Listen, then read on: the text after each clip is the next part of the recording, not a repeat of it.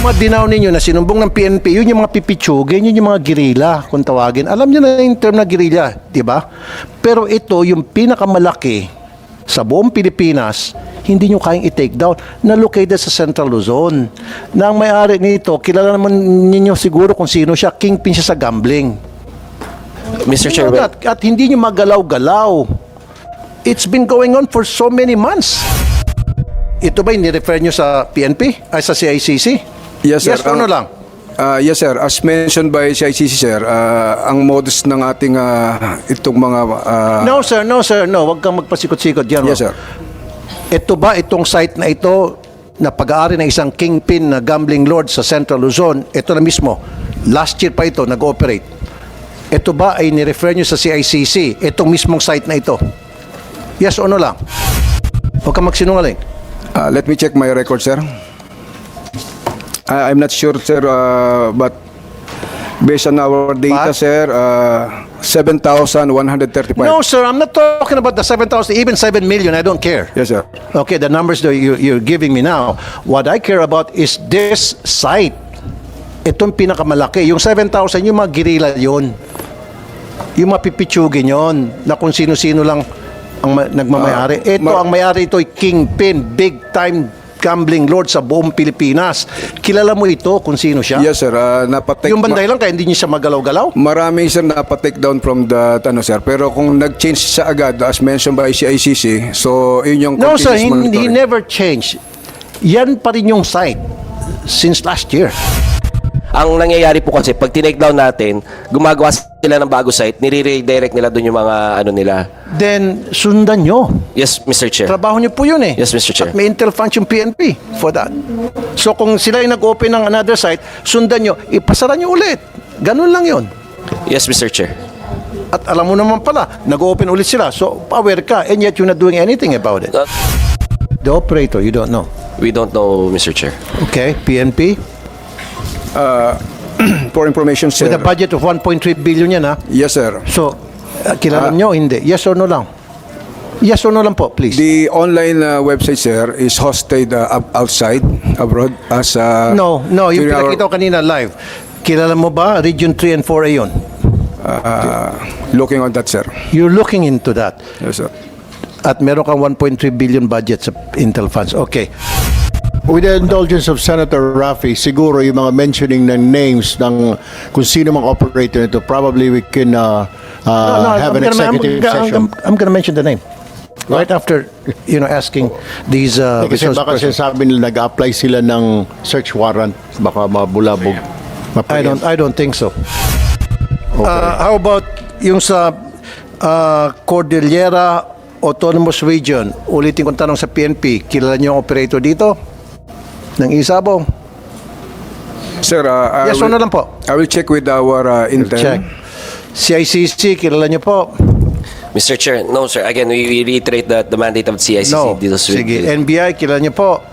I would have to discuss with my other colleagues, Your Honor. Sirit na. Ako, wala ko Intel funds. Ito galing sa kaibigan kong barbero, Ang sa Region 3 and Region 4 Pineda, ang apelyido ng operator niyan. Sa region, sa CAR, Cordillera Autonomous Region, Abra, ang apelyido ay Bernos. Buti pa yung barbero ko, walang Intel funds, alam. Kayo, ang lalaki ng Intel funds yun, hindi alam. Senator Win Gatchalian did mention about a site that was temporarily shut down because they received information that we're going to have a hearing sa Games and Amusement. Yun ay pipitsugin. Yun yung sinasabi kong guerrilla. Kasi takot eh. Pero itong dalawa, even while we speak, tuloy-tuloy pa rin yung kanilang live feed ng East Sabong. Itong kay Bernos at sa Pineda. Hindi nyo kayang hulihin dahil they're very powerful.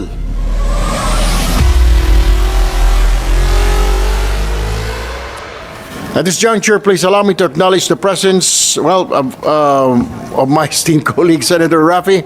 Thank you for joining us this morning, Senator Thank you, Mr. Chair. Raffy. During our previous hearings, we have established the following. First, we determined the payment access drives gambling behavior. When e-wallet links were restricted, gambling activity dropped. proving that financial channels are a major control points. Second, enforcement are described as largely reactive, with regulators often acting only as after violations are detected instead of preventing access in real time. That tells us our system still catching up to the speed of online operations. Third, despite blocking efforts, illegal and offshore sites remain accessible, especially through mirror links and VPN use, raising serious questions about the true effectiveness of current controls. Fourth, there were concerns about weak identity verification and possibly mule or borrowed accounts, which connects gambling regulations directly to anti-money laundering risk. Fifth, members raise alarm over youth exposure through social media promotions and influencer marketing, which normalizes gambling even for minors. And finally, while revenue impacts were mentioned, the discussion made clear that reduced gambling activity may also mean reduced harm to Filipino families, reminding us that regulation is ultimately about public protection, not just income. And now, before we proceed, may I now request our Committee Secretary, Ms. Aline Garces, to acknowledge our resource person. Comsec, go ahead, please. Good morning. Please raise your right hand. Do you solemnly swear to tell the truth, the whole truth, and nothing but the truth in these proceedings? We do. Thank you very much. Take your seat. For today, the committee will pick up from where we left at the previous hearing in order to address these critical issues. Concrete data on site blocking effectiveness, payment channel leakages, verification of player identities or KYC policy, advertising and youth exposure controls, real-time versus reactive enforcement, accountability of licensed operators, coordination among agencies, and so let us proceed now with the presentation or position of our resource persons. We have to start with Philippine Amusement and Gaming Corporation. I believe you have a presentation today, Chairman Tenko. Good morning, Chairman Erwin and senators present. Good morning to all. But before you start, Chairman, may I just remind my colleagues that each and after the presentation of our resource person, then we may be able to ask. We have 10 minutes to do so. Like an opening statement later. Go ahead, go ahead. Well, before you do that, please allow me to, I forgot, to allow my colleagues to give their opening statement. My opening statement, if with your indulgence, Mr. Chair, can I show a video, live video? That's Isabong. Real time, it's happening right now. It's been happening since last year. That's Isabong. And I think the source of that is located in Central Luzon, somewhere in Central Luzon. That's live. That's Isabong. Now, my question to the PNP ACG, are you aware of this? And the CICC, the Cybercrime Investigation Coordinating Center, as well as the Anti-Cybercrime of the NBI? Especially the PNP, you were given 1.3 billion pesos in Intel funds last year, and this started last year pa. Yes, sir. We are aware of that, sir. Actually, So kung you were aware, ba't hindi nyo hinuli? Illegal to. that's online, sir. We have already submitted to the ICT and TCN CICC for the takedown, and continuous, sir, yung aming ano. When did you submit that to the DICT and CICC, you said, or PAGCOR? When was it submitted? Last year pa po ito. May I check, sir, with our data? May you check? You know na itong pag-uusapan natin at hindi mo pa alam pala kung kailan nyo pinorward. Yes, sir. This is very important kasi We are this is illegal. submitting every month, sir. Pinahinto na ito ni Presidente, itong Isabong, ni Yes, sir. PBBM. And yet, it exists since last year. At marami, Mr. Chair, ang nalululong dito. As a matter of fact, meron ng mga kabataan na nalulung dito na naman. May mga barbero, taxi driver habang nagmamaneho, nag-iisabong. Security guard na nasibak sa pwesto sa kanilang trabaho dahil nalulong sa isabong at nagsumbong yung mga misis sa action center ko. PNP, CICC, Mr. Chair, DICT, NBI. with the permission of General Asueta, sir. Yes, sir, we have monitored this and we have already taken steps. We have already asked the platforms to have it taken down. If you notice this particular feed, Mr. Chair, it already contains a modified version or a /1 version. Ibig po sabihin yung mga original na videos niyan na take down na ho namin. But No, this is live. yes po, Mr. Chair. Parang ano na ho to, ni-re-up na ho to, ibang site na ho to, ang ibang account na ho to. Pero Mr. Chair, tama ho kayo na it's an ongoing problem because in the platforms, they are being streamed or they are being promoted on sponsored sites. That's why I asked for a meeting already with the platforms regarding their policies when it comes to advertising of these illegal gaming platforms, Mr. Chair. But you know, Yusek Paraiso, na hindi dapat pinapakita ito. We agree, online Mr. Chair. Dahil bawal. We agree, Kaya Mr. nga, Chair. sabi ng PNP, since last year pa, tinimbre na raw sa inyo, tinimbre sa PAGCORT, sa NBI, and yet wala kayong ginagawa for the past few months. Mr. Chair, Why? Mr. Chair, Kasi sandali lang, kasi pag yung mga tupada, agad-agad nahuli nyo, kayo sa PNP, meron pa nga dyan, nagtutungay sila ng mga marites, nire-raid yung bahay, tapos hulihin nyo.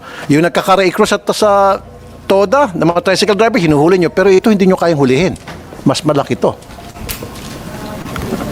For the record, sir, dun sa ating isabong monitoring from July 2022 up to present, we have already monitored 7,814 platform or website, and 7,135 were already blocked by our internet service provider. Of course, Yeah, sir, yung sinasabi Yes, mo, yung sinasabi mo, guerrilla, ito po yung pinakamalaki. At ang may-ari nito, kingpin na gambling lord sa Central Luzon. yes, sir. So hindi nyo sa kayang galawin? Kingpin to, yung mga pinatake down nyo, yun yung mga guerrilla kung tawagan. You know the word guerrilla, tama? Yung maliliit lang, mga pipitsugin, pasulpot-sulpot. Pero ito, big time to, kingpin to. Never na ginalaw to, ever since the start, from the get-go, never na ginalaw ito. Kahit man lang kalabitin, never na kinalabit to. With the Itong site. indulgence of Senator Raffy, may I interject? Ito po, dun sa PNP, sa CICC, NBI, simula nang pinatigil po ito, hindi naman po nawala ang online sabong, illegal nga lang. Ang problema, tama po si Senator Raffy, sa Region 3, hindi ho talaga matinag-tinag ito. Well, alam naman ho natin kung sino ang nasa likod nito. Sa Region 4A, ganun din. Sa CAR, Cordillera, alam din ho ninyo, PNP, kung sino nagpapatakbo, politician din. Doon sa Region 3, pamilya ng politiko. Region 4, ganun din. May idea na kayo, tama naman ho si Senator Raffy, anong ginagawa ng intelligence fund ninyo? Senator Raffy, go ahead. And amounting to 1.3 billion pesos. Sana pupunta yung Intel funds ninyo. And then CICC. Napakainutin nyo sa CICC. Kayo DICT, napakainutin nyo maging NBI. So, kung tama yung, kung nagsasabi na totoo itong si General Asueta na inirefer na pala sa inyo, last year pa, and yet it's been how many months? 6 months? Hanggang ngayon, hindi nyo pa rin natitake down ito? Mr. Chair, with Ano the- ba yun? Incompetent kayo or tamad kayo or pasok kayo? Mr. Chair, we've been fighting this battle, Mr. Chair, to be fair to all law enforcement agencies and the capabilities of CICC. We've been asking and we've been taking down sites both from the social media platforms and from the internet. Sorry, However, sir, to interrupt, sir. Sorry, I'm sorry, Yusek. Yes, meron kayong mga dinown. Again, ulitin ko. Yung mga dinown ninyo na sinumbong ng PNP, yun yung mga pipitsugin, yun yung mga guerrilla, kung tawagin. Alam niyo na yung term na guerrilla, di ba? Pero ito, yung pinakamalaki sa buong Pilipinas, hindi nyo kayang i-take down, na located sa Central Luzon. Na ang may-ari nito, kilala naman ninyo siguro kung sino siya, kingpin siya sa gambling. Mr. You Chair, know that. At hindi nyo magalaw-galaw. It's been going on for so many months. Mr. Chair, what we take down is what's referred to us by the PNP and our law enforcement agencies as Okay, well so as... sandali lang. So PNP, hindi nyo nireport ito kasi ang sabi niya, kung ano lang nireport daw ninyo, yun lang daw tinitake down nila. Para mapabilis na tayo. Yun nga, So sir. ito ba nirefer nyo sa PNP? Ay sa CICC? Yes, sir. Yes o no lang? Yes, sir. As mentioned by CICC, sir, ang modus ng ating itong mga... No, sir. No. Huwag kang magpasikot-sikot dyan. Yes, sir. Ito ba itong site na ito na pag-aari ng isang kingpin na gambling lord sa Central Luzon, ito na mismo, last year pa ito, nag-ooperate. Ito ba ay nirefer nyo sa CICC, itong mismong site na ito? Yes o no lang? Last year. Huwag kang magsinungaling. Let me check my record, sir. I'm not sure, sir, but based on our data, But? sir, 7,135. No, sir, I'm not talking about the 7,000, even 7 million, I don't care. Yes, sir. Okay, the numbers that you're giving me now, what I care about is this site. Itong pinakamalaki. Yung 7,000, yung mga girila yun. Yung mapipitsugin yun, na kung sino-sino lang ang nagmamayari. Ito, ang mayari ito ay kingpin, big time gambling lord sa buong Pilipinas. Kilala mo ito kung sino siya? Yes, sir. Napatake, Yung banday lang, kaya hindi niya siya magalaw-galaw? Marami, sir, napatake down from the, sir. Pero kung nag-change siya agad, as mentioned by CICC, so yun yung No, sir, continuous he monitoring. never changed. Yan pa rin yung site since last year. Mr. Chair, with the permission of the Chair. Mr. Chair, if this is, just to elaborate on what General Asueta is saying, napatake down namin itong particular company na to po. Pero nung pinatake down namin, nagbago ho siya ng site, nagkaroon lang siya /1. Just to emphasize and just to illustrate, Mr. Chair, within the day po, mapapatake down namin itong particular site na to. So can you take it down right now, today? Yes, Okay. Mr. Chair. And then, Eh kung wala palang hearing, hindi mo matitake down to. No, Mr. Chair. Kaya nga, we rely on what's being reported to us at saka yung monitor natin. Ang nangyayari po kasi, pag tinake down natin, gumagawa sila ng bago site, nire-redirect nila doon yung mga ano nila. Then sundan nyo. Yes, Mr. Chair. Trabaho nyo po yun eh. Yes, Mr. Chair. At may intel function PNP for that. So kung sila yung nag-open ng another site, sundan nyo, ipasara nyo ulit. Ganun lang yun. Yes, Mr. Chair. At alam mo naman pala, nag-open ulit sila. So aware ka, and yet you're not doing anything about it. Mr. Chair, nagte-threat monitoring center ho tayo. Tapos, sinusundan namin yung mga sites na yan. Minsan kasi binabago yung mga pangalan, minsan nag-i-/1 na po sila.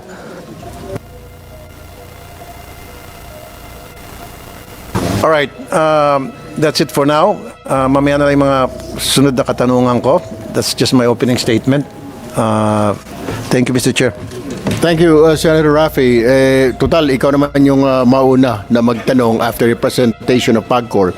Let's give Senator Win Gatchalian, if you have any opening statement. Thank you, Mr. Chairman. Mr. Chairman, dalawang bagay lang po. Unang-una, sundan ko lang po yung sinabi ni Senator Raffy. Nung tinitignan ho namin yung mga online gambling sites, meron din ho kaming nakitang isabong gambling sites as of yesterday. Ito po yung pa-flash ho namin. Ito po yung sw418.com. Kahapon lang ho to. In fact, live siya, pwedeng pumasok, pwedeng tumaya. Pero nung binalikan ho ng staff namin this morning, nung natunugan pong merong hearing ngayon, nawala na ho yung website. No?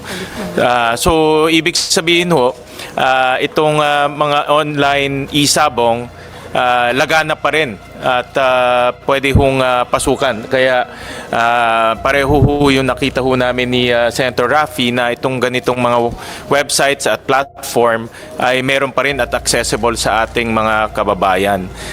May takot naman sila dahil nung nagkaroon ng hearing, natakot. Pero I'm sure tapos ng hearing, balik na naman ng ligaya. No? So, gusto rin ho namin malaman sa ating mga enforcement agencies bakit meron po hong ganito. No? Sa laki ho ng budget na ibinibigay ho natin for intelligence funds, for cybercrime prevention, bakit ho yung simpleng isabong na illegal ho sa ating bansa ay lagana pa rin at namamayagpag pa rin sa ating bansa. Pangalawa po, nakita ko rin po, ito naman ay tungkol sa yung sa e-gaming or sa e-gambling or online gambling. Nakita ko rin po na mayroon ho tayong mga bagong regulasyon na inilabas po ang PAGCOR. At gusto ho natin malaman kung itong mga bagong regulasyon ay mas husing ipinapatupad po sa pamamagitan po ng regulation at yung mga kababayan natin na hindi dapat nagsusugal, no? Tulad po ng mga government agencies, tulad po ng mga taong hindi ho maliit lang po ang kinikita, tulad po yung mga taong na-addict sa online gambling o sa pagsusugal, dapat ho hindi ho sila pinapayagang magsugal. Nakita ko na, papakita ko na, nakita ko na malaki po ang kinikita ng gobyerno. Tama ho yun, pero yung kita, hindi ho natin pwedeng isakripisyo, isalang-alang ang kapakanan o moralidad ng ating mga kababayan. No? Dahil kung ang mahirap nating kababayan nalulong sa online gambling dahil napakabilis po magsugal, problema ho yan ng buong lipunan. Kaya, Mr. Chairman, yun naman po ang gusto kong malaman mamaya as we go along the hearing. Maraming salamat po, Mr. Chairman. Thank you, Senator Sherwin. Paalala ko lamang po sa ating mga otoridad, law enforcement agencies. Malaki yung pera nawawala sa gobyerno dahil ito po illegal. Hindi po nakakapag-remit sa PAGCOR, hindi nagbabayad ng taxes. So, kailangan siguro talagang we have to end this. Unfair din po naman doon sa mga legit na mga online gaming sites, gambling sites na nakaregister sa PAGCOR, nagbabayad ng buwis. Ito mga ito gusto libre. So sayang ho, dapat we have to be fair, di po ba? Nagbabayad ito mga ito, pagkatapos sila libre sila sa mga buwis. But anyway, to continue, please Chairman Tenko, please make a presentation. Gaano kahaba po ba yan? 10 minutes po, Alright, go ahead. Mr. Chair. Para sa kaalaman po ng aming mga kasama, my colleagues here, mauna po si Senator Raffy Magtanong, and then followed by Senator Win Gatchalian. And each senator can ask about, will have 10 minutes to ask questions. And then his time will stop pag sumagot na po yung resource person. But anyway, also for the information of everyone, including my colleagues here, that si Secretary Aguda po ng DICT nagpaalam kung pwede siya labas-pasok dahil resource person din siya doon sa fake news hearing. So anytime, Secretary, you can also go and attend that hearing next door. Anyway, my first question with PAGCOR, yung KYC po, ano po ang bago? Kasi sabi natin KYC, know your client, matagal na ho ito. Ano hong bago? Ano hong dinagdag ninyo na to prevent yung mga kabataan? Ang problem mo sa natin mga kabataan na basta-basta na lang makapagrehistro. Ganon din po magiging tanong ko dito sa mga ating online gambling sites. Ano po ang bago? What's new with this KYC? Mr. Chair, during the past hearings po, isa po sa bringing up sa atin na nakakapasok na po sa websites and then tsaka na lang po sila iki-KYC kapag tapos na po nila maglaro. Ngayon po, hinihigpitan po natin na bago pa lamang po sila makapag-deposit ay makapag-present na po sila ng mga initial KYC requirements po nila. Sama po ba dyan yung picture nila, yung real time, kung sino yung tao na yun? Kasi karamihan, naghihiram lang po dati ng ID. Ngayon, real time po ba makikita ng company, ng gambling site na kung sino yung naglalaro na yun? Kasama po doon sa KYC requirements po yung name, contact number, valid government ID, and po yung selfie nila with ID po. Senator Raffy for his questions. Thank you, Mr. Chair. PNP, CICC, NBI, meron man taga-PAOK dito? Okay. Kilala nyo ba kung sino ang player ng isabong sa Region 3 and 4A? Do you know? Mr. Chair, for the part of the CICC, we don't know the personalities. You don't know? We only deal with the online content. The owner, the operator, you don't know? We don't know, Mr. Chair. Okay, PNP? For information, sir. With a budget of 1.3 billion yan, ha? Yes, sir. So, kilala nyo o hindi? Yes or no lang? Yes or no lang po, please. The online website, sir, is hosted outside, abroad, as No, yung during our- pinakita ko kanina live. Kilala mo ba? Region 3 and 4 yun. looking on that, sir. You're looking into that. Yes, sir. At meron kang 1.3 billion budget sa Intel funds. Okay. How about NBI? Thank you, Your Honor. I was able to talk to my colleague from the Organized and Transnational Crimes Division of the NBI. Apparently, we don't have any information about Okay. Pampanga, but Bulacan we have. Bulacan, you have. And who is the owner, operator of the Isabong in Bulacan? Are we allowed to mention the name now? Why not? Go Considering that we are actually having an active application for search warrant in Bulacan. So if we may be allowed not to disclose the name because, in fact, All 2 right. weeks ago we applied for a search warrant. You should have And- done that last year because this has been operating since last year. But anyway, sige. PAOK, PAOK, meron? With the indulgence of Senator Raffy, siguro yung mga mentioning ng names ng kung sino mang operator nito, probably we can have an executive session. I'm going to mention the name. Right after, asking these Kasi resource baka persons. sinasabi nila nag-apply sila ng search warrant, baka mabulabog. I don't think so. How about yung sa Cordillera Autonomous Region? Ulitin kong tanong sa PNP, kilala niyo ang operator dito? Ng Isabong? Sir, I Yes or will- no lang po? I will check with our intel. Check. CICC, kilala niyo po? Mr. Chair, no, sir. Again, we reiterate that the mandate of CICC No. deals with Sige. NBI, kilala niyo po? I would have to discuss with my other colleagues, Your Honor. Sirit na. Ako, wala ko Intel funds. Ito galing sa kaibigan kong barbero, Ang sa Region 3 and Region 4 Pineda, ang apelyido ng operator niyan. Sa region, sa CAR, Cordillera Autonomous Region, Abra, ang apelyido ay Bernos. Buti pa yung barbero ko, walang Intel funds, alam. Kayo, ang lalaki ng Intel funds yun, hindi nyo alam. Kaya siguro hindi nyo mahuli-huli dahil dun sa mga pangalang malalaki. Kanina, Senator Win Gatchalian did mention about a site that was temporarily shut down because they received information that we're going to have a hearing sa Games and Amusement. Yun ay pipitsugin. Yun yung sinasabi kong guerrilla. Kasi takot eh. Pero itong dalawa, even while we speak, tuloy-tuloy pa rin yung kanilang live feed ng East Sabong. Itong kay Bernos at sa Pineda. Hindi nyo kayang hulihin dahil they're very powerful. Tama ba ako, PNP, o tama ako talaga? Hindi nyo kaya si Pineda. Hindi nyo kaya si Bernos. Ngayon, pakita nyo sa amin na kayo po ay nagtatrabaho para sa taong bayan, hindi para sa mga ma-influensya at mga makapangyarihang tao. Kasi PNP ka, di ba, to serve and protect? It seems to me that you're serving and protecting not the taong bayan, but Bernos and Pineda. The interest of Pineda and Bernos. Show it to us.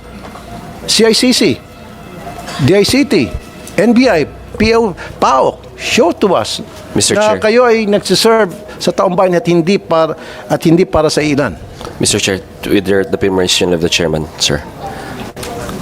Sir, with CICC, that's the reason why we don't really deal with names. If it's illegal, we take it down.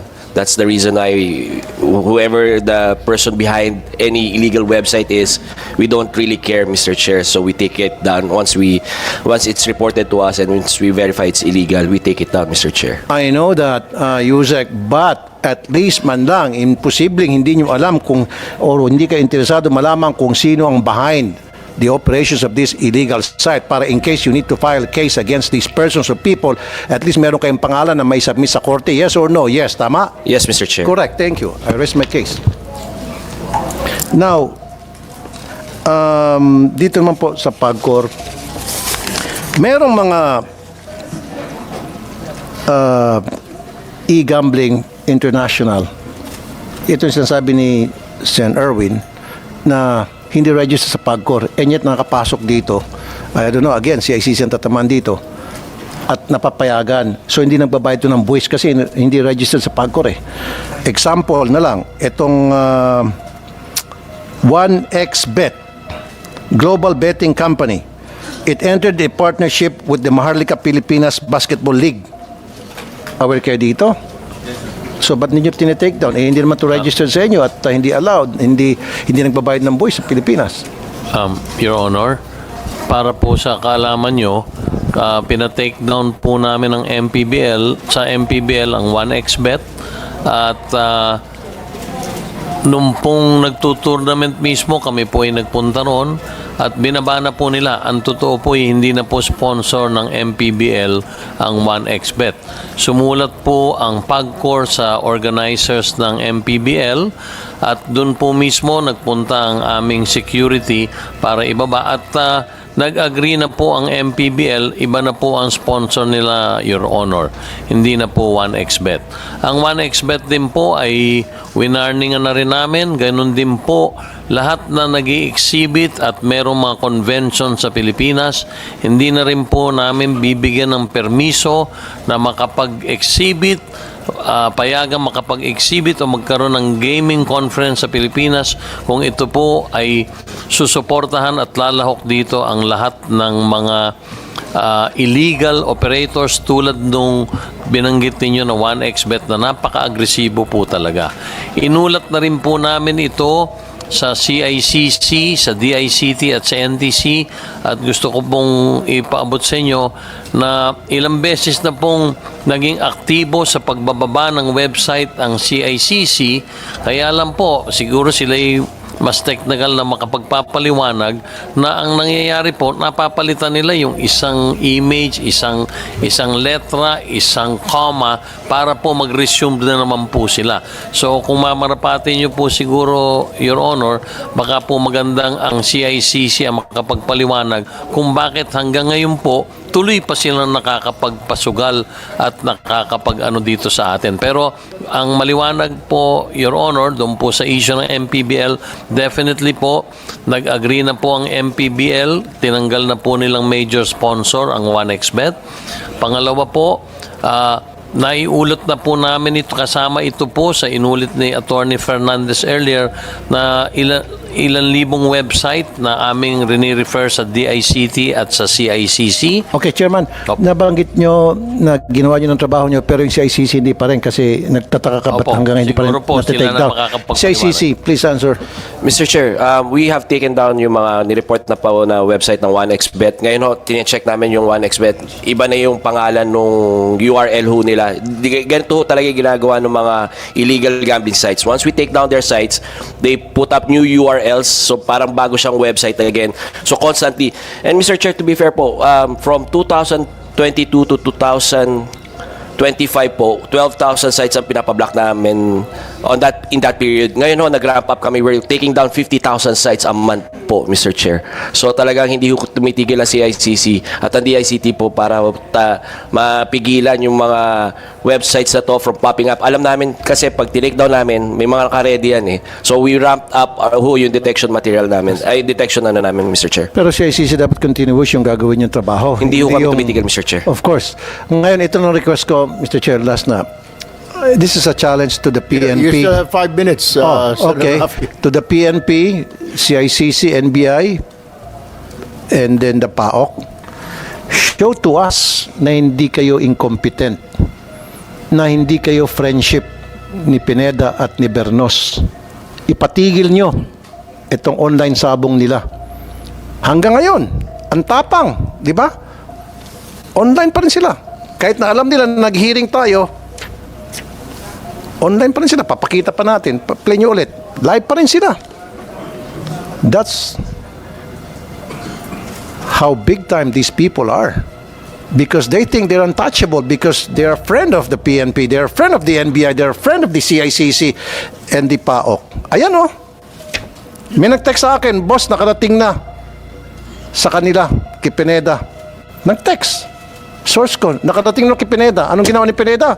Tuloy lang. Walang respeto. Maging si Bernos, walang respeto dito sa hearing. Walang respeto sa inyo. Bakit walang respeto? What do you think? Ba't walang respeto sa inyo si Pineda at saka si Bernos? Maybe sir, hindi pa nila alam yung ginagawa namin. Hindi pa siguro nila kilala. No. Try again. Why? Kaibigan nyo. As simple as that. Come on, wag na tayo maglokohan dito. PNP, wag na tayo maglokohan dito. Wag mo muna sagot, bago sumagot. Pag yung mga nagtutupada, ang bilis nyo hulihin. Alam na alam nyo agad kung saan nagtutupada. Maski nga nagkakara-i-cross dyan ng mga tricycle driver sa mga kanto-kanto, inuhuli nyo Toda. Maski nga yung totong its sa mga bahay, hinuhuli nyo. Pero ito, hindi nyo kayang huliin kasi malaki. Come on. My request to you and my challenge to you, show to us na kaya nyong gampanan inyong trabaho regardless kung sino masasagasaan. Patigil niyo po ito. Patake down nyo ito si ICC. Mr. Chair, within Can the you day. give me that Mr. assurance? Within the day, Mr. By Chair. within the day, wala na ito? Within the day, Mr. Chair. Baka naman pagalitan ka ni Pineda sa ni Bernos, nakakaawa ka naman. Hindi.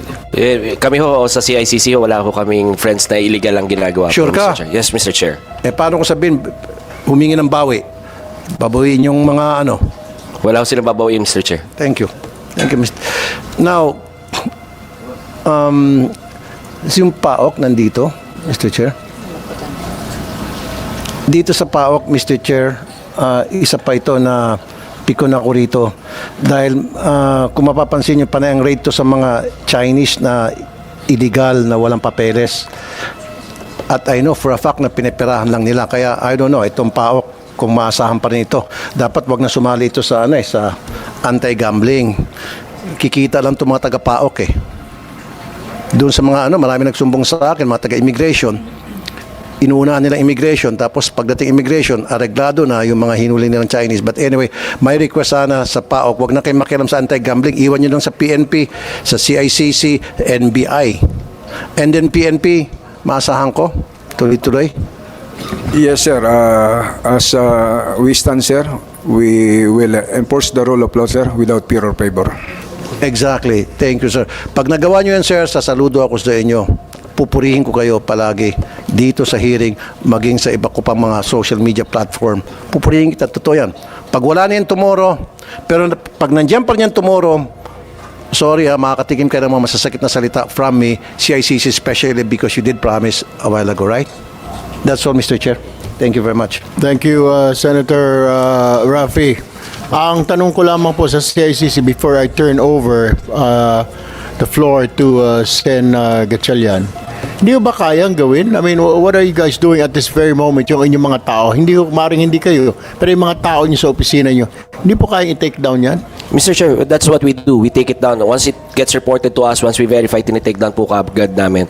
Parang 45 minutes na namin sinabi, nag-umpisa tayo. Kanina tayo nag-umpisa. Anong oras na? So, Hindi let pa rin me na-take walk down. through, Mr. Chair, if we can be allowed to walk you through the process po, Mr. Chair. Go ahead. So, the CICC provides the legal cover for the NTC to have these sites taken down. So, kami ho, tatawagan namin or i-forward namin kay NTC. Si NTC po, i-forward sa mga telcos yan. Yung mga telcos, doon medyo matagal yung mga blocking nila kasi individually, i-input nila doon sa mga system nila yan. Like what Attorney Jessa was mentioning earlier, it takes about around 5 days po for blocking. Pero ito, like we promised, talagang kukulitin namin yung telcos para i-take down to, Mr. Chair. Tapos isa pa, sa PAGCOR, yung way forward nila kanina na presentation, gumagamit po sila ng AI power to monitor illegal gambling.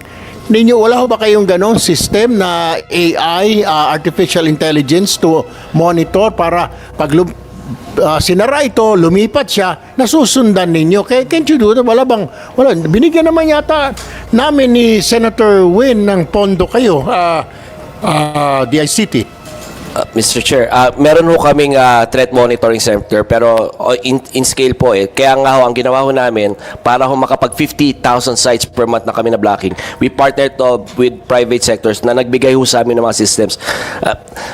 We appreciate po yung budget na binibigay po sa CICC. Ginagamit ho namin ng tama pero because of budgetary challenges, mahal ho kasi ang AI, Mr. Chair. I'm really being honest here na medyo mahal yung AI. But hindi ho naging hadlang sa amin yun to partner up with the private sector para ho pigilan yung mga illegal online gambling sites, Mr. Chair. So wala pa kayo itong AI dahil mahal. Is that what you're saying? Yes, Mr. Chair. Mr. Chair, pwede makasingit? Go ahead, Senator. Kung mahal, ba't hindi kayo humingi ng support sa PAGCOR? And I think PAGCOR will be more than happy and willing to help. Tama ba, PAGCOR? Your Honor, gusto ko pong ipaalam sa inyo, lahat po nung nakikita namin araw-araw through our AI-powered tools, automatic po, pinapadala na po namin sa CICC. Oh, yun naman at sa pala eh. NTC. Yes, Mr. Chair. At lahat Yun ng po ang ginagawa namin, araw-araw po, halos sa isang buwan, 3,000, 4,000, yun po, kaagad naming pino-forward sa kanila para ma-action na nilang ma-block dahil wala Agad-agad. po kaming authority na mag-block eh. So, kaagad po yun, we share, we corroborate with them at yun nga po ang binalita ni Attorney Fernandez earlier, talaga namang na-reduce po yung blocking time. Kaya lang, may mga rason po, Mabagal lang si ICC. hindi naman po ganun kabaga. So, Bimilis na CICC, po. nabubuking kayo si ICC. Mr. Chair, because sa amin, mabilis po kami. Once we receive it, within the day, napapasa natin sa NTC. Your Sec Paraiso, sandali lang po. I think Secretary Aguda will have to go to the other hearing. Your excuse, Secretary Aguda. Go ahead, continue. You Sec Paraiso. So, pag na-receive po namin yan, within 24 hours na papa-forward na namin yan sa NTC, ang medyo nahihirapan po kami with the telco side kasi sila talaga yung nag-shutdown ng mga sites na yan in their own platforms kasi ano yan eh. It's a function of the telcos yung pag-block ho na sites. So, inuutusan ho namin sila to block. And to be fair, within those 5 days, napapablock naman ho sa nila, Mr. Chair. Last question, one more question, Mr. Chair. Mr. Tenko, ilan na yung naipasa nyo sa CICC using that AI program na mga illegal gambling sites? report po namin sa kanila nito pong 2025 at early part of 2026, meron pong 7,800 po. 7,800. Ang na-block po nila ay 7,500 po or 96%. 96.5% po ang na-block nila. So what happened to the other Yun yung 4 5%? inaano ho namin yan eh. So pag dapat to tama ko kayo 100% ang blocking ho namin eh. So pag binagay namin sa telcos baka may nakakaligtan yung telcos. So we're developing a system para lahat ko kami may dashboard para makita ko ano yung mga sites na nabablock nila. And to further elaborate on what Chairman Ali is saying, sir, tama ho, 7,000 yung binibigay nila. Pero ngayon no, because of the partnership with the private sector, meron na ho kami ang average na namin ngayon starting February is around 50,000 sites per month na po kami ngayon. Ngayon, Mr. Tenko, for the year 2026, this year, ilan na po yung nasubmit nyo sa CICC for Para blocking? po sa taong 2026, ang i-report po namin sa kanila yung 1,406. 1,406. At doon po, malugod ko pong binabalita, yung 1,406 po na block nila. Total. So ang average po nila this January, 100%. Good job. Pero ang hindi nyo kaya, si Bernas Capineda. Di ba? For all we know, yung mga libo-libo binabanggit ni Mr. Tenko, mga pipitsugin yun, mga gerila yun. Pero si Bernas Pineda, hindi nyo kaya. Mr. Chair, we committed within the day, Mr. Thank Chair. you. Thank you, Mr. Chair. Thank you, Senator Rafi. Now we give the floor to Senator Wayne Gatchalian. Thank you, Mr. Chairman. Mr. Chairman, I would like to pursue yung question ni Senator Rafi Tulfo. Itong mga sites na ito, aside from blocking, na-investigate ba kung nasaan itong mga ito? Aside from yung mga sinabi ni Senator Rafi sa Isabong, but the other e-gambling sites, have you gone further than just blocking? Kasi Yes, Mr. parang ano ito eh, parang kabote ito eh, 'di ba? Iba-block nyo, bukas andyan na naman, ay nakita ko papalitan lang isang letter, iba na naman yung website. So it's never ending, nakakapagod rin. But dapat sa tingin ko yung ugat ang putulin eh, no? O kasuhan. Meron ba kayong ganitong investigation? Saan ba sila nanggagaling? Ano ba ang recommendation ng CICC para maputol yung ugat? Mr. Chair, yes, we investigated to get attribution po both on saan sila nag-hosting at saan sila yung main operations po nila. Unfortunately, they're mostly located outside of the country. The hosting is hosted outside the country. That's why we resort to blocking only dahil hindi natin mapa-take down yung mismong website. Classic example po si 1xBet. 1xBet naka-block ho dito sa ating bansa. Pero dahil ho naka-host siya sa ibang bansa at may lisensya sa ibang bansa, hindi natin siya mapapatake doon. Mapapablock lang natin siya within our jurisdiction. Now when it comes to the back office at saka yung mga operations ho nila, these massive illegal online gaming providers are located outside the country as well. We can identify them in Taiwan, nasa China po. So, nagiging problema ho namin yung jurisdictional challenge natin pagdating sa enforcement po, Mr. Chair.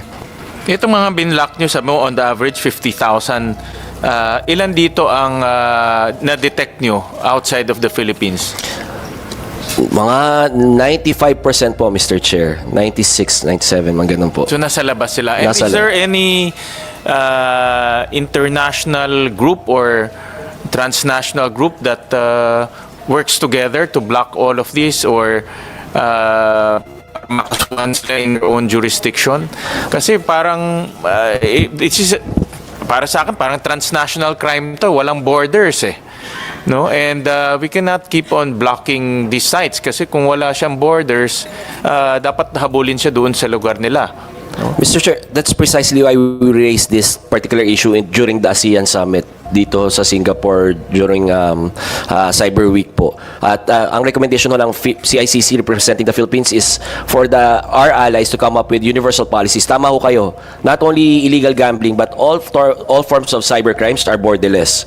But we are restricted in our enforcement dahil bound pa rin tayo ng like the revised penal code, bound pa rin tayo ng territoriality ho natin. So our laws have to evolve and our cooperation with our allies has to be strengthened, Mr. Chair. Well, what do you suggest in terms of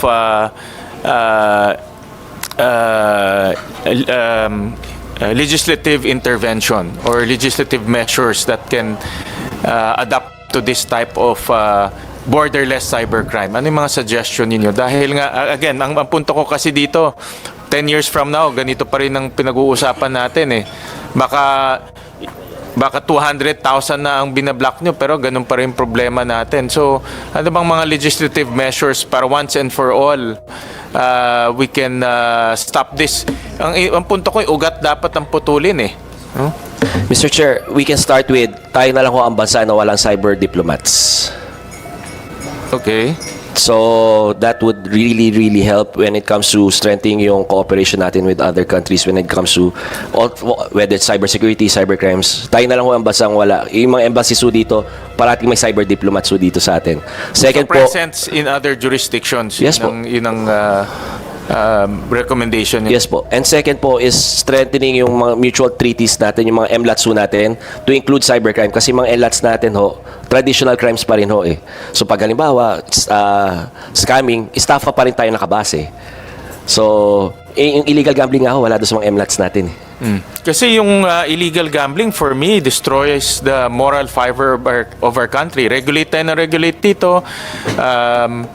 Napuwersa natin yung PAGCOR to elevate the regulatory mechanisms, pero sa labas hindi naman natin makontrol, no? And I'll show something later on. So submit to the committee, to the Games Committee, ano yung mga legislative measures na nakikita niyong dapat ma-recommend or i-push ng Games Committee para once and for all sa ugat natin putulin, hindi lang block tayo ng block. In fact, sabi lang ng staff ko, yung kaninang pinakita kong isabong, yung SW418, nagpalit lang siya ng website. Yung website. URL. Yung bago. Nagpalit lang siya ng URL, up ulit siya. No? Kasi ho yung blocking natin, URL-based din ho yun eh. Pag nagpapablock tayo na site, URL-based din ho. Pero itong isabong, I'm sure hindi naman nasa abroad to, 'di ba? I'm Hindi sure po, dito Mr. Chair. nagpapaisabong 'yan, no? Yes, Pero Mr. ang punto ko, ganun rin ang ginagawa ng mga lokal.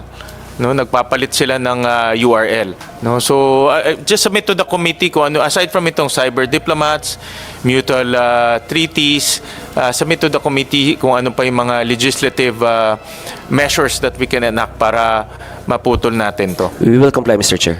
And then second, I'll show, earlier I mentioned about the revenue. I'll show a slide 7, Carla. Admittedly, malaki ang kinikita ng PAGCOR pagdating sa revenue, about 53 billion in terms of dito sa electronic gaming sector, no. This is from regulatory fees and license fees. So all fees na kokolekta ng PAGCOR umabot na to 53 billion, no. I think this is already almost half of your revenue, almost half of your income, more than half of your revenue. And sa BIR, tinignan rin namin, slide 9, lumaki rin ang collection ng BIR in terms of withholding taxes, in terms of franchise taxes, and other forms of taxes, about 17 billion, no, in 2024. But what's worrisome for me ay yung number of players. This is slide 12. No? We saw that ang number of electronic gaming players is about 32 million in 2025. And this number came from PAGCOR. I believe kinukuha nyo ito from the licensees themselves. No?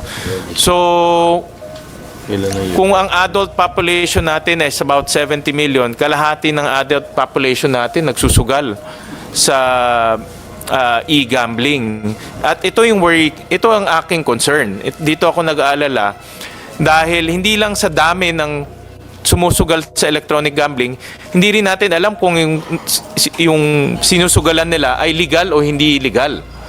Hindi natin malaman kung pumapasok ba sila sa legal o sa hindi legal, unless ito lahat galing sa legal na electronic website. So for me, this is a concern dahil halos kalahati ng ating adult population nagsusugal, no? That's why importante, kanina narinig ko yung self-exclusion. I think that is a very important feature at very important regulatory measure para yung mga kababayan natin na sumugal ng isang beses o dalawang beses, hindi naman maging addict, no? So ako nag-aalala ako dito sa 32 million dahil napakalaking number to, no? Chairman, you might want to respond. Your Honor, meron lang pong pagliliwanag akong gustong gawin. Tama po yung 32 million, pero yun po ay registered, yun po yung registered players. Pero yung aktibo pong player, kasi po ang nangyayari, Senator, meron pong isang tao, iba't iba po ang linalaruan eh. Yan po ang sakit ng isang naglalaro o nagsusugal. Siya po ay makikilahok sa iba't ibang mga operators. Dahil alam niyo naman, pag swerte sa isa, kuminsan doon siya nagtatagal. Pero pagkadalasan namang minamalas, lipat po ng lipat yan. Kaya doon po sa numero kanina, isang pagliliwanag lang po, yung halos 32 million po ay registered users. Pero yung aktibo pong naglalaro ay nasa sa mga 10 million po. 10 million ang naglalaro. So, kung ang adult population po ay 70 million, 1/7 po bale ng populasyon ang nakapaglalaro. Doon po sa inyong katanungan, Your Honor, kung sila ba'y naglalaro sa illegal o sa legal, yung pong numerong aming inuulat ay mula po sa paglalaro sa legal, sapagkat galing po yan sa PAGCOR. At maliwanag po, ang PAGCOR, ang pinangangasiwaan lamang ay yung mga legal na operator.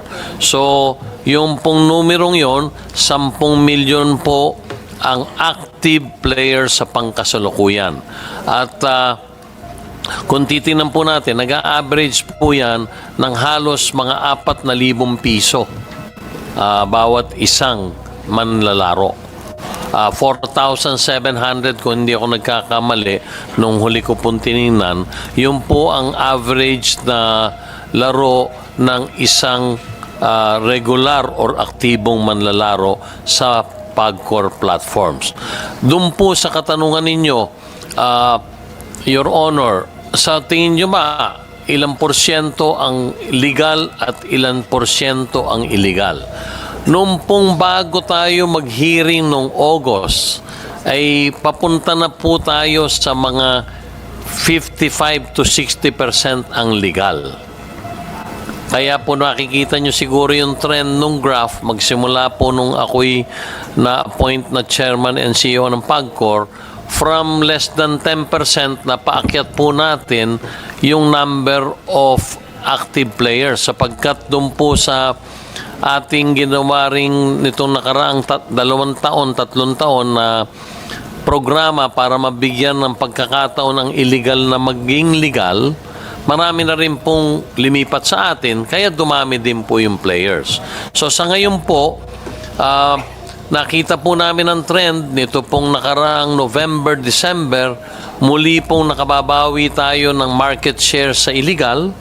Ang nakikita po namin ngayon, malapit na po tayo siguro between 45 to 50% ang legal at namamayagpag pa rin po or tumatabla ang mga illegal sa atin.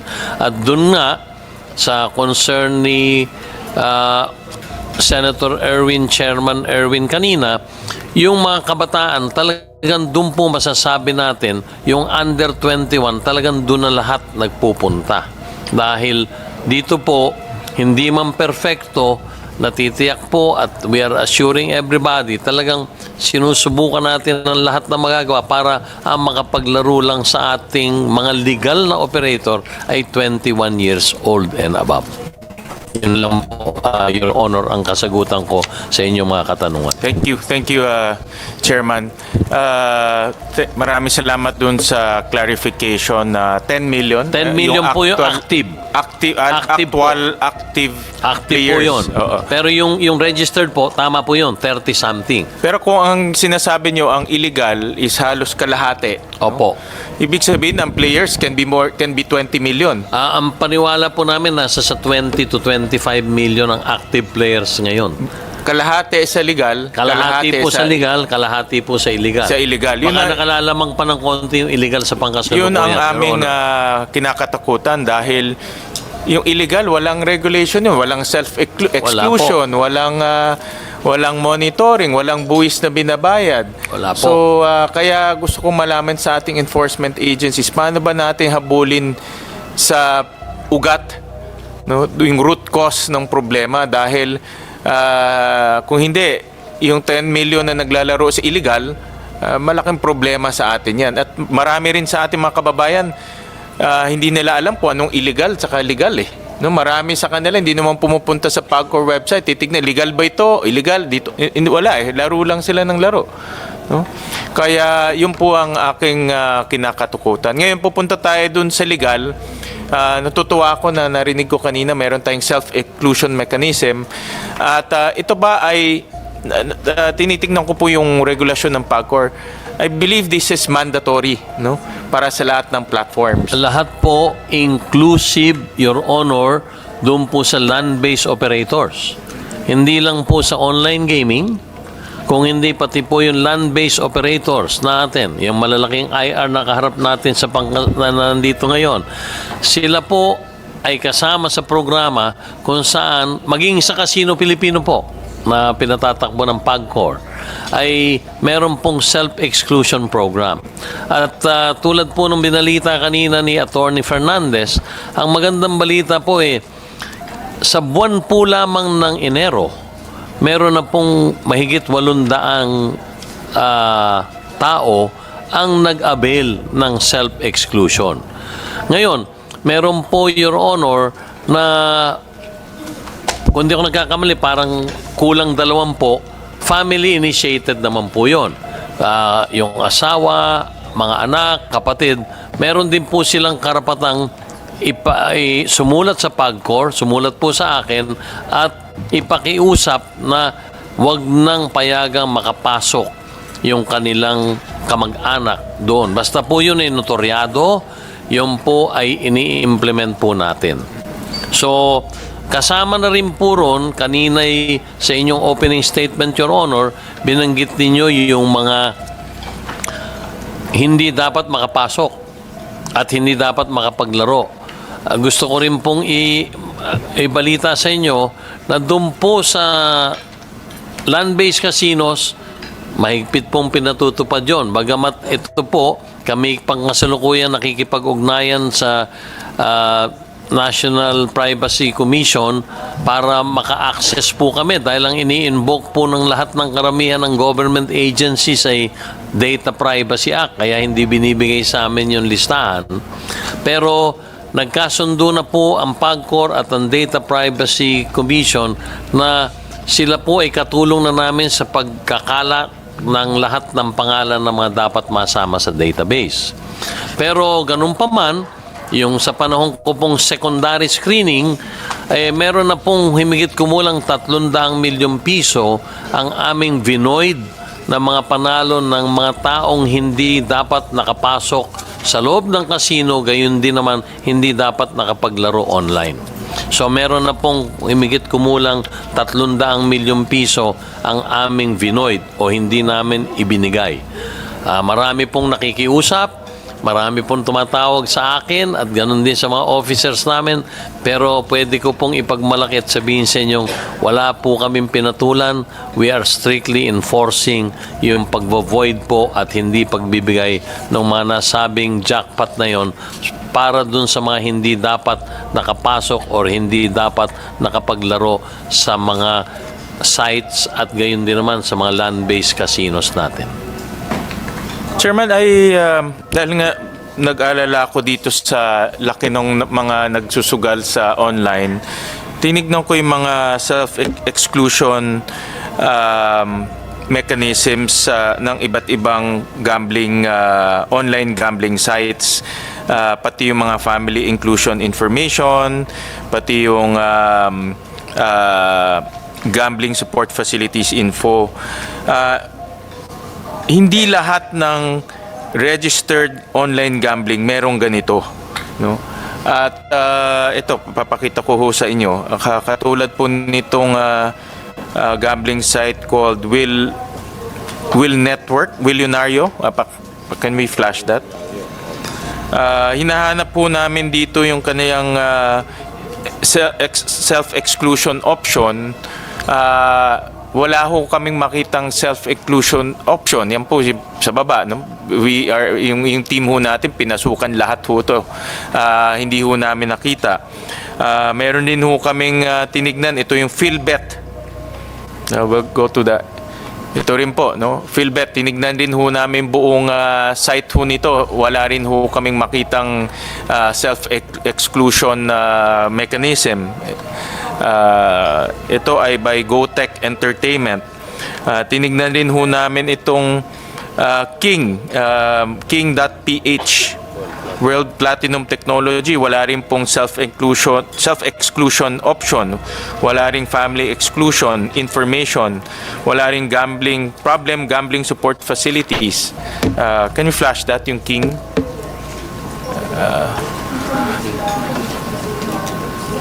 King.ph. Ayan, World Platinum. So, tinignan ho namin lahat ng kanilang ano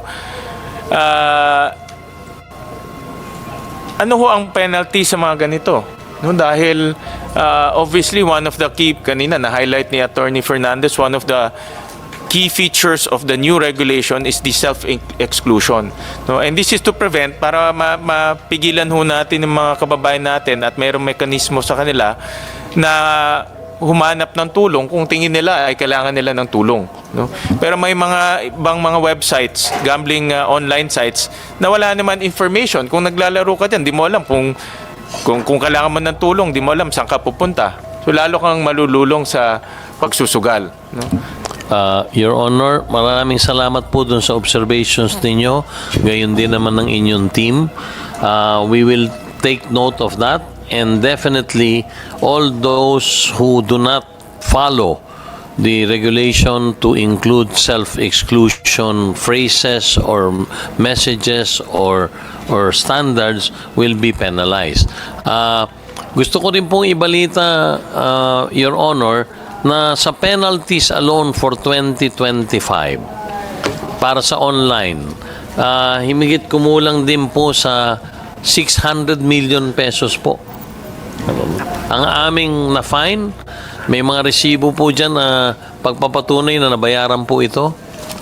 Pinakamalaki pong fine ang taon 2025, kailanman ay hindi nagkaroon sa kasaysayan ng PAGCOR ng ganong kalaking fine. Doon po sa pinunan ninyo nung nakarang hearing, gusto ko rin pong iulat, Senator Gatchalian, na sila po ay we revoked the license of the company that you brought to our attention. And dito po, ang natitiyak ko sa inyo, Your Honor, ay definitely mapa-fine po sila lahat. At, With the indulgence ito po of may- Senator Sherwin. Chairman, can you submit to this committee report, actions taken, at kung nag-comply itong mga nabanggit na company ni Senator Sherwin? Opo. Chairman, Your Honor, we will definitely submit yung pinuna po ni Senator Win nung nakaraan ay patutunayan namin sa committee na renevoke po namin ang lisensyang ito. Ang totoo, alam ni Senator Gatchalian, marami pong tumatawag sa kanya at sa akin tungkol sa kumpanyang yon, pero hindi po namin parehong pinatulan. At magsasubmit din po kami, Chairman, Your Honor, ng listahan ng aming fine. Bakit umabot ng 600 milyon mahigit ang na-fine namin nung 2025 pa lamang? Dahil nga pagpapatunay lang na seryoso po ang PAGCOR sa pag-i-implement nito. So, you were asking earlier, Your Honor, magkano ba yung fine? Kung mamarapatin niyo po, gusto kong tawagin po sana natin muli si Attorney Fernandez para mabanggit lang niya yung fine table natin. Revise na po yun. Dati po kasi